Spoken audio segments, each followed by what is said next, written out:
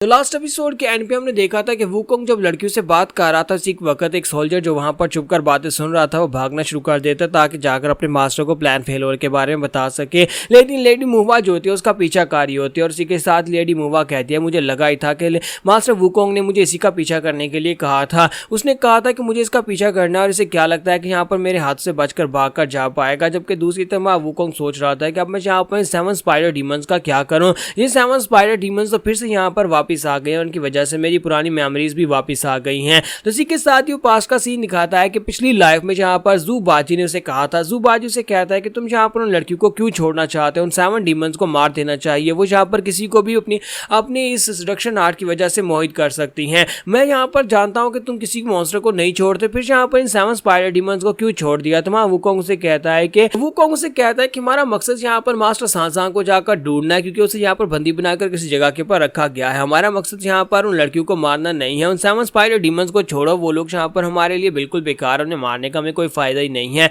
तो इसी के साथ ही जू बाजी उसे कहता है लेकिन तुम यहाँ पर ऐसे तो बिल्कुल भी नहीं हो, तुम यहाँ पर किसी को छोड़ते तो नहीं हो। तो हमारा जो वुकोंग होता है वो कहता है कि हाँ ये बात वाकई में सच है, क्योंकि मैं उनको लड़कियों को नहीं मारना चाहता, इसी वजह से मैंने उन्हें जिंदा छोड़ दिया है। लेकिन इसकी बात में दम तो है कि वो लड़कियां किसी को भी दोबारा से मोहित कर सकती है और अपने जाल में फंसा सकती हैं। तो जू बाजी उसे कहता है कि मुझे लगता है कि हमें जाकर उन लड़कियों को मार डालना चाहिए, यानी उन 7 डीमंस को मार देना चाहिए और उसके बाद हम अपने मास्टर को जाकर रेस्क्यू करेंगे। हमारे वुकोंग को उस वक्त इस बात की बिल्कुल फिक्र नहीं थी कि अगर वो 7 स्पाइडर डीमंस जो है वो इंसानों को अपना शिकार बनाती हैं, उन्हें अपने जाल में फंसाकर उन्हें खा जाती हैं, तो इस बात से उसे बिल्कुल फर्क नहीं पड़ता था। तो उसे कहता है कि हम लोग तो सीधा जाकर सांसांग को ढूंढने वाले हैं। जबकि इसी के साथ जू बाजी से कहता है ठीक है फिर मैं खुद ही जाकर उनको मारकर आ जाता हूँ और तुम लोग जाकर हमारे मास्टर सांसांग को ढूंढो। और वो वहां से पीछे मुड़ जाता है। उसके चले जाने के बाद वुजिन उसे कहता है कि मुझे लगता है कि हमें यहाँ पर उसके साथ जाना चाहिए। तो वुकोंग कहता है कि तुम्हें क्या लगता है कि वो अकेले उन लड़कियों को हैंडल नहीं कर सकता। तो वुजिन कहता है कि हाँ वो अकेले उन लड़कियों को हैंडल कर सकता है, लेकिन फिर भी क्या तुम्हें लगता है कि वो अकेले ये कर लेगा।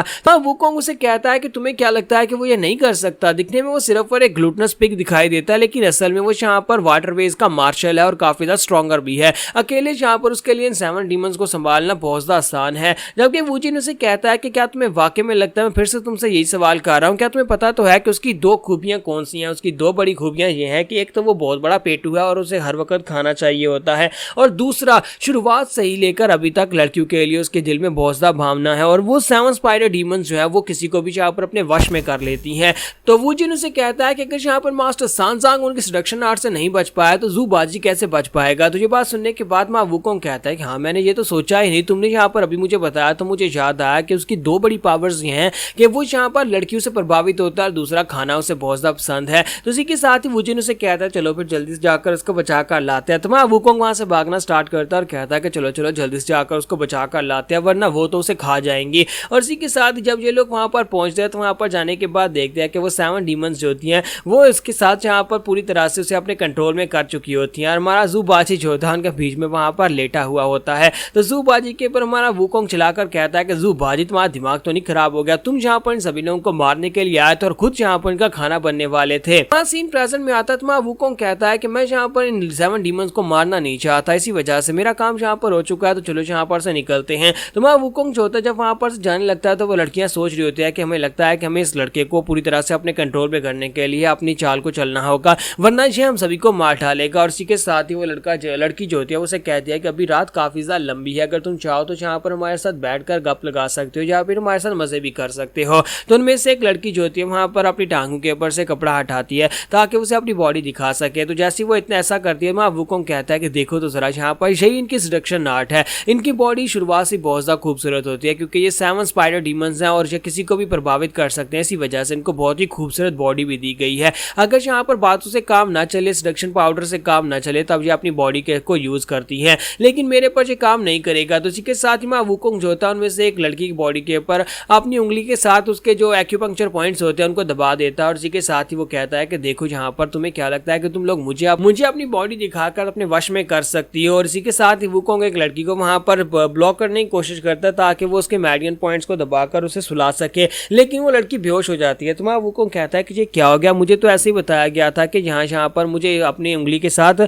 इसको क्लिक करना है, लेकिन ये क्या है, इसको क्या हो गया है। तो इसी के साथ ही हमारी जो सिल्क डीमन होती है वो उसे कहती है क्या तुमने पहले कभी यहाँ पर इसको अप्लाई किया, और साथ ही वो खुद यहाँ पर उसके मेरिडियन पॉइंट्स को छेड़ती है और कहती है हाँ अब ये सो गई है, तुमने यहाँ पर इसके गलत मेडियन पॉइंट्स को दबा दिया था। तो वहाँ वुकोंग कहता है कि वाकई में मुझे तो लगा था कि जहाँ पर मैंने सही मेडियन पॉइंट्स को दबाया है। तो वहाँ वुकोंग सिल्क डीमन से कहता है कि मैं चाहता हूँ कि तुम में से एक जहाँ पर बाकी के सभी को सुला दे, वरना अगर तुम चाहो तो मैं खुद जहाँ पर अपनी टेक्निक के साथ तुम सभी को सुला सकता हूँ। तो वो लड़कियां घबरा जाती हैं और उसी के साथ उनकी लीडर जो होती है बाकी की 6 लड़कियों को वहां पर सुला देती है और कहती है लो मैंने यहाँ पर सभी को सुला दिया है। तो सभी लड़कियों के सो जाने के बाद माँ वुकोंग कहता है कि अब जहाँ पर तुम ही बची हो और तुम्हें तो सुलाने के लिए जहाँ पर कोई और है नहीं, तो फिर तुम्हें जहाँ पर मैं खुद अपनी टेक्निक के साथ सुलाने वाला हूँ। वो डीमन सोच रही होती है कि काश मैं जहाँ पर खुद पहले सो जाती, अब अगर जहाँ पर इसने मुझे सुलाया तो पता नहीं मैं उठूंगी भी या नहीं। तो उसके बाद माँ वुकोंग सुलाने के बाद बाहर आ जाता है। तो वूजिन उसे कहता है तो मास्टर अब हम लोग यहाँ पर आगे क्या करने वाले हैं। तो माँ वुकोंग कहता है कि हम लोग यहाँ पर आगे क्या करने वाले, और साथ ही उसके सर पे पंच मारता कहता है कि बेवकूफ कहीं कि तुम यहाँ पर अभी क्या कर रहे हो, और तुमने मुझे यहाँ पर जो किसी को सुलाने के लिए स्पेशल टेक्निक सिखाई थी की बाइंडिंग वाली, वो टेक्निक बिल्कुल भी काम नहीं आई। मैंने एक लड़की पर इसे इस्तेमाल किया तो वो बेहोश हो गई थी।